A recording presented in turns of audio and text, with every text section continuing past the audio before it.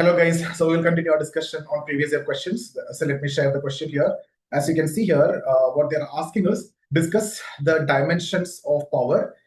So let's try to decode the demand of the question. So first you need to mention what is power, explain what is power, and then discuss different dimensions of power because they've asked dimensions of power maintenance. Okay, so you need to discuss what is power, this one, and then you need to discuss the dimensions of power, and then you need to show how dimensions of power, these are constructing the hierarchy, and then you need to show how areas need to be there. Not only that, you also need to add some relevant sociological thinkers and examples. So that's the fifth part. And then you need a proper balanced conclusion. So this is the sixth part. Accordingly, you can manage it. So you need to explain the meaning of power. And then you can talk about Bourdieu's forms of capital, 4 types of capital.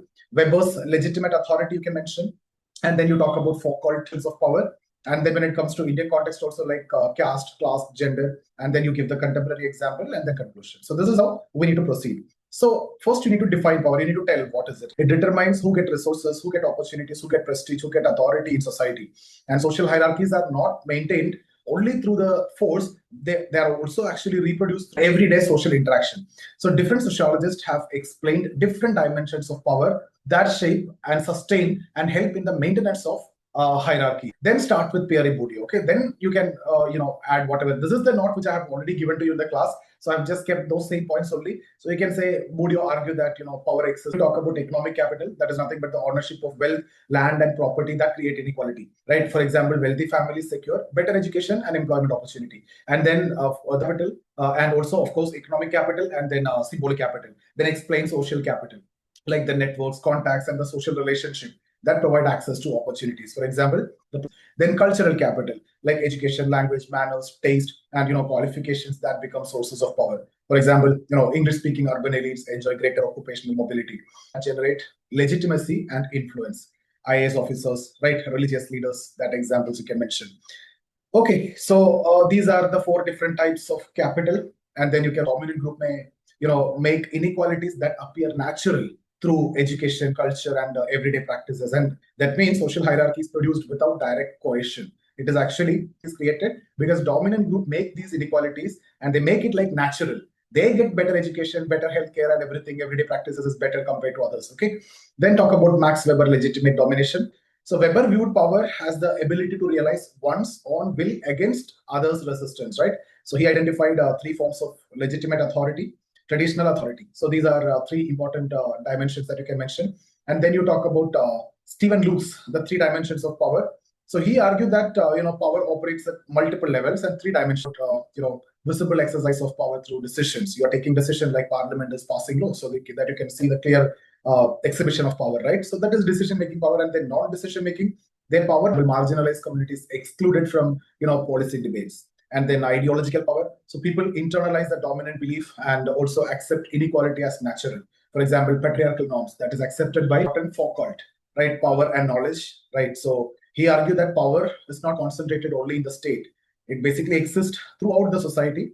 Power operates through knowledge, schools, hospitals, prisons, media, census, surveillance. All these institutions shape people's behavior and identities, right? So that you can mention. And in the Indian context, you can talk about, in fact, Foucault helped to explain how internalized social norms, symbolic classification, and also everyday interaction. So that means power becomes normalized rather than, it is openly imposed. Then in the Indian context, you may ask, power is maintained through the ritual status, social exclusion, and cultural legitimacy, purity, impurity-based, varna, avarna-based. So from the top to bottom, the purity is coming down and eminent change through standardization and dominant caste ideas, concepts. So that we have studied. And the class here you talk about economic inequalities that create unequal access to education. Patriarchy redistribute power unequally between men and women through family, religion, education, and media. So that's another one. You can talk about Sylvia Valby and Oakley. Sylvia Valby explained patriarchy through multiple institutional structure. And then you talk to add thinkers we have added already. So relevance, you see digital platforms have created new forms of power, like the big technology companies influence information, public opinion, consumer behavior, and the political participation. Similarly, shaping access to opportunities, illustrating Foucault idea that power both through knowledge and surveillance. Now, what you will do in the critical evaluation part, you can use all these thinkers. There are no reproduction of inequality through capital. Weber explained legitimacy of authority. Luke's revealed visible and invisible dimension of power. Foucault explained disciplinary power and knowledge, right? So altogether that Yeah, this is already mentioned. Max Weber, power is the probability of carrying out one's own will despite resistance. So that's something which you need to mention as definition of Weber.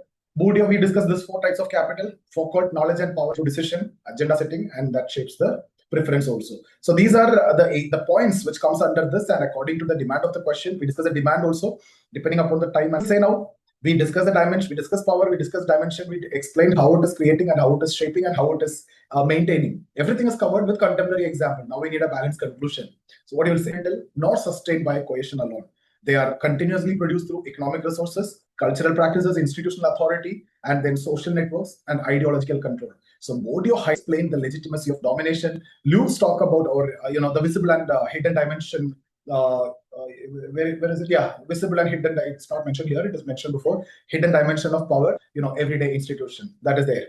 Okay. So together, all these put together, these perspectives demonstrate that understanding of power is essential for understanding the construct hierarchies in modern society, how it is constructed, how it is maintained, how it is persisting, and how it is transforming. So all these you can understand and you can explain by understanding this. So this is the next question. If you're looking for any classes or mentorship on sociology, get in touch with our team and see you there.